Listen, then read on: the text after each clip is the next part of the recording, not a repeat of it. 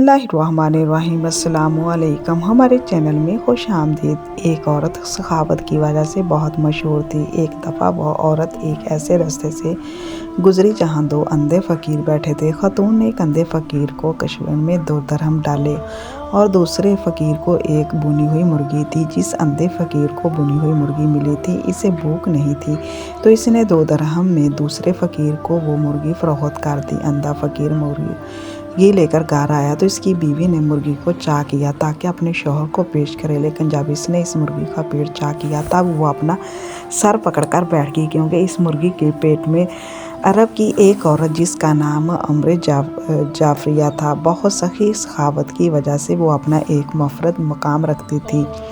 वो लोगों की मदद कुछ इस तरीके से करती थी कि एक हाथ से देती तो दूसरे हाथ को पता तक न चलता। एक दफ़ा उम्र जाफरिया एक ऐसी जगह से गुजरी जहाँ एक शख्स एक टांग से मजदूर था, मजदूरी करने में मसरूफ़ था।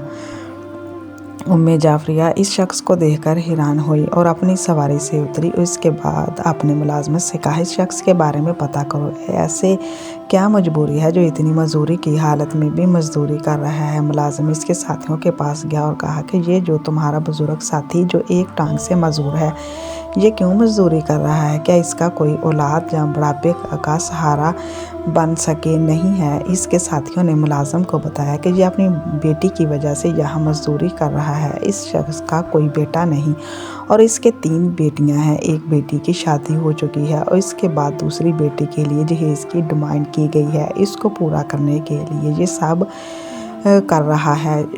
इसने तो सुबह सवेरे यहाँ मजदूरी करने आता है और रात गए तक मजदूरी करता है। हमें इस हालत में इसको मजदूरी करते हुए अच्छा नहीं लगता और हमें इस बात का बहुत अफसोस होता है, मगर अफसोस कि हम कुछ कर नहीं सकते। इसी तरह हम भी मुफलिस और गरीब हैं। काश के हमारे पास कुछ रकम या दौलत होती तो हम इसकी ज़रूर मदद करते।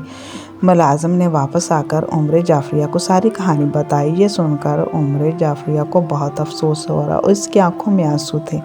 उम्र जाफरिया ने अपने मुलाजिम से कहा कि मुझे इस बूढ़े मजदूर के घर का पता चाहिए। मुलाजिम ने शाम को इसका पीछा किया और इसके घर का पता उम्र जाफरिया को बताया। ईशा की नमाज के बाद उम्र जाफरिया मजदूर के घर गई और इसे 3000 दिनार तोहफे में दिए। ये तुम्हारी बेटी के लिए हैं, ये एक माँ की तरफ से अपनी बेटी को तोहफा है, मेरा ये तोहफा कबूल कीजिए। जब मजदूर ने इतनी सारी रकम देखी तो इसकी आंखों में आंसू जारी थे। इसने उम्र जाफरिया को दुआ दी और अल्लाह का शुक्र अदा किया।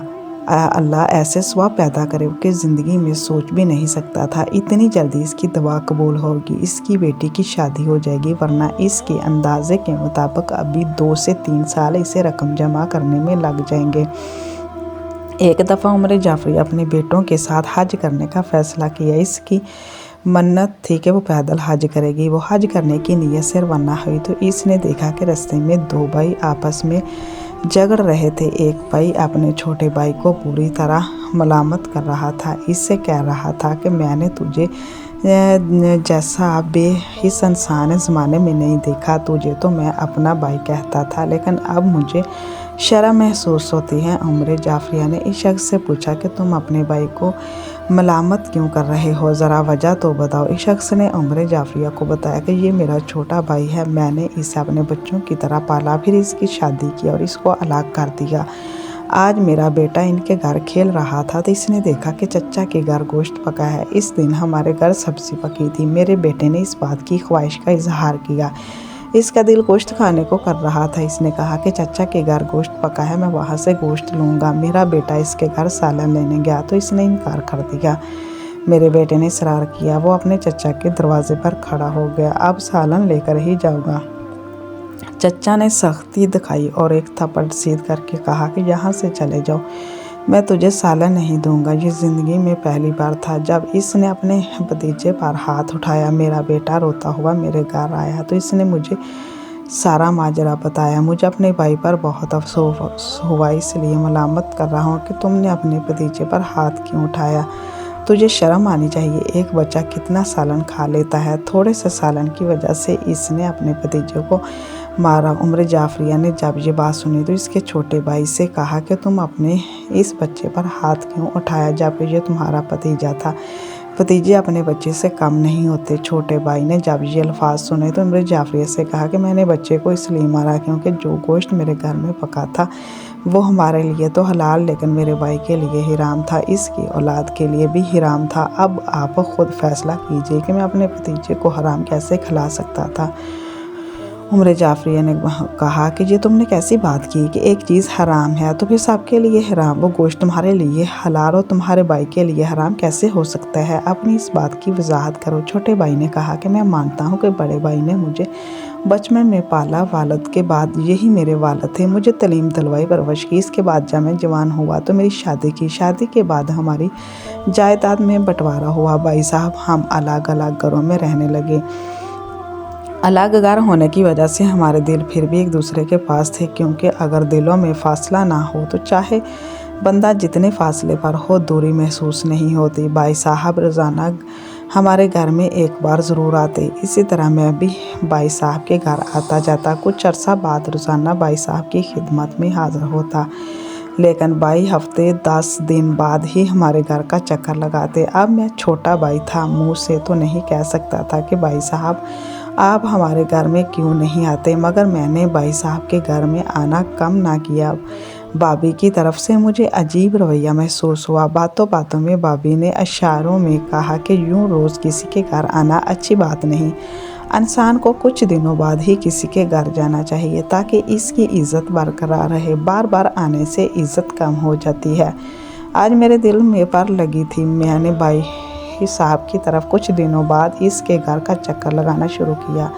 अब बात दिनों तक नहीं बल्कि महीनों तक आ गई थी। कई महीनों बाद एक दूसरे के घर आना नसीब होता, जबकि हमारे घर में फासला 1 किलोमीटर से भी कम था। अब सिर्फ खुशी या गमी के मौके पर ही चक्कर लगता था।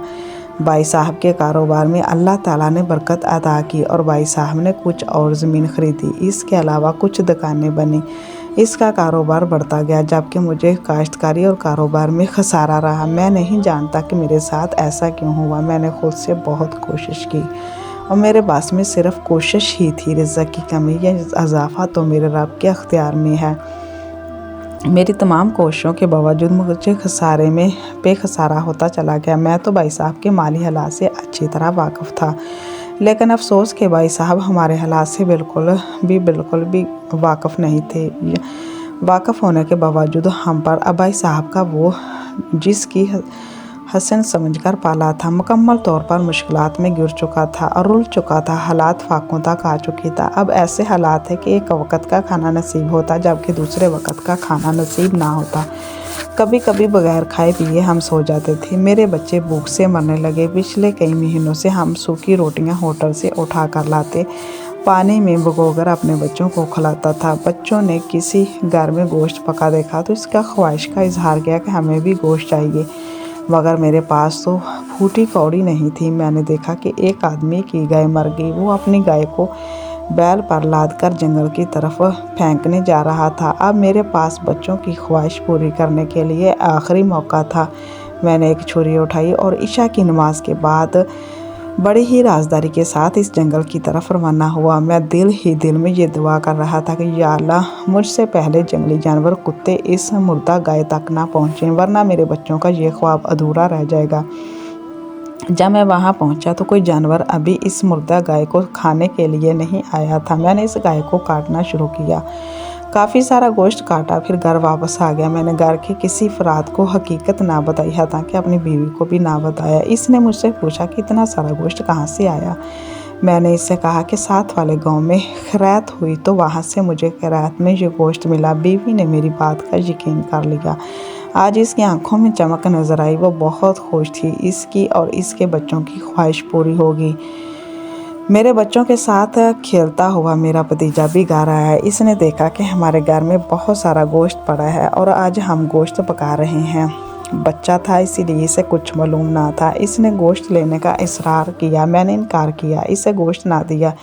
मेरी बीवी ने कहा कि क्यों इसे गोश्त नहीं दे रहे, तो मैंने कुछ ना बताया। अपने भतीजे को सख्ती से मना किया, अपने घर वापस चले जाओ। मेरे लिहाज से ये गोश्त हम पर तो हलाल, क्योंकि मेरे और बच्चों के पास खाने को और कुछ था ही नहीं। हम बेबस थे और भूख से मर रहे थे। जब भाई साहब और इसकी औलाद के लिए ये गोश्त हराम था, मैं अपने भाई को हराम कैसे खिला सकता था। भाई की ये दास्तान सुनकर बड़ा भाई ज़मीन पर बैठ गया और ज़मीन की खाक अपने सर पर डालने लगा। अफसोस कि मैंने अपने कारोबार और काम में इस कदर मसरूफ़ हुआ कि अपने छोटे भाई के हालात से बेखबर हुआ। अफसोस कि जिसको मैंने बचपन में पाला वो मर्दार खाने पर मजबूर हो गया और मुझे खबर तक ना हुई।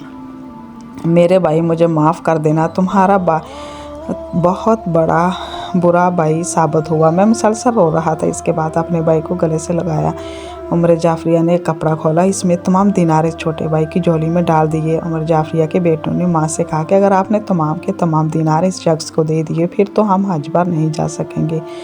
माँ ने अपने बेटे से कहा कि बेटा, अगर ज़िंदगी ने मौका दिया तो हज पर फिर कर लेंगे। इस वक्त इन पैसों का सबसे ज़्यादा हकदार ये शख्स है। उमर जाफरिया ने इसके बड़े भाई की नसीहत के रास्ते ऐसे नहीं बड़े भाई को नसीहत की कि रिश्ते ऐसे नहीं निभाए जाते। रिश्तेदारी करना आसान लेकिन निभाना मुश्किल है। इन रिश्तों से बढ़कर कुछ नहीं। अपने कारोबार, अपनी औलाद में इतना मसरूफ़ नहीं रहना चाहिए कि इंसान को अपने भाई तक की खबर ना हो। बड़े भाई ने उमर जाफरिया से वादा किया कि आइंदा अपने भाई का ख्याल रखूँगा, इसे फरामोश नहीं करूँगा। दोनों भाई गले मिले तो उमर जाफरिया वापस अपने अपने घर लौट आई। अगले दिन उमर जाफरिया एक रास्ते से गुजरी जहाँ दो अंधे फ़कीर रास्ते में बैठे थे। दोनों सदाएँ लगा रहे थे। एक नबीना फ़कीर सदा लगा रहा था, या अल्लाह मुझे अपने करम से रोज़ी अता कर। दूसरा फ़कीर सदा लगा रहा था कि मुझे उमर जाफरिया का बचा हुआ अता करम। जाफरिया ने दोनों की सदा गौर से सुनी, दोनों का अता करने का फ़ैसला किया। जो शख्स अल्लाह ताला का फजलो तलब कर रहा था इसे 2 दरहम दे दिए। जो फ़कीर उमर जाफरिया के फजल का तलबगार था इसे बुनी हुई मुर्गी दी थी। अब दिलचस्प बात यह थी कि जिस फ़कीर को बुनी हुई मुर्गी मिलती थी वो मुर्गी 2 दरहम अपने साथी फ़कीर को फ़रोख्त कर देता। कई दिनों तक ये सिलसिला जारी रहा। एक दिन उमर जाफरिया इस अंधे के पास आई जो उमर जाफरिया के फजल का तलबगार था। इससे सवाल किया, क्या तुझे इस दिनार मिले हैं? नबीना फ़कीर ने उमर जाफरिया के मुँह से जब ये अल्फाज सुने तो कहा कि आप क्या कह रही हैं? मुझे तो कोई दिनार नहीं मिले, मुझे तो सिर्फ बुनी हुई मुर्गी मिलती है और वो मुर्गी मैं अपने साथी को 2 दरहम में फ़रोख्त कर देता हूँ। उमर जाफरिया ने कहा, या अल्लाह ताला का फजल का तलबगार था, मैं इसे 2 दरहम देती थी और तुझे एक बुनी हुई मुर्गी, मगर इस मुर्गी में 10 दरहम डाल देती थी। 10 दिन तक मैं तुझे ये बुनी हुई मुर्गी देती जिसके पेट में 10 दरहम थे और आज 11 दिन है। 10 दिनों तक इस मुर्गी से 100 दरहम हासिल हो जाते। जब फ़कीर ने यह सुना तो अपना सिर पीटना शुरू किया। ये मैंने क्या किया? मैं तो बहुत घाटे का सौदा किया। काश कि मैं ऐसा ना करता, मैं तो मारा गया। ये 100 दिनार मेरे लिए बहुत काफ़ी थे, इतने काफ़ी कि कई दिनों तक मुझे भीख भी ना मांगनी पड़ती। उमर जाफरिया ने इस फ़कीर की नसीहत की कि आप मेरी बात याद रखें, बेशक कामयाबी इसके हाथ में है जो हमेशा अल्लाह के फ़ज़ल का तलबगार है और इंसानों के फ़ज़ल का तलबगार हमेशा मायूस रहता है। परेशानियाँ इसका पीछा नहीं छोड़ेंगी क्योंकि वो इससे मांगता है जो ख़ुद अल्लाह का महताज हो। जो लोग अल्लाह ताला के फजल के सिवा दूसरे रास्ते तलाश करते हैं घाटे में रहते हैं और आखिरत में भी इनके नसीब में रसवाई होती है। बहुत कम ही लोग ऐसे होंगे जो फाकों से मर जाते हैं, मगर इसके बावजूद दुनिया में ऐसे लोगों की कमी नहीं जो दरहम और दिनार की खातर अपना ईमान तक बेच देते हैं, जबकि मुसलमानों के लिए इनका ईमान ही इनकी सबसे बड़ी ताकत और दौलत है। अल्लाह ताला से दुआ है कि वो हमें ईमान की दौलत से मालोमाल कर दे। प्लीज़ हमारे चैनल को सब्सक्राइब करें ताकि आपको अच्छी वीडियो सुनने को मिले। अल्लाह हाफिज़।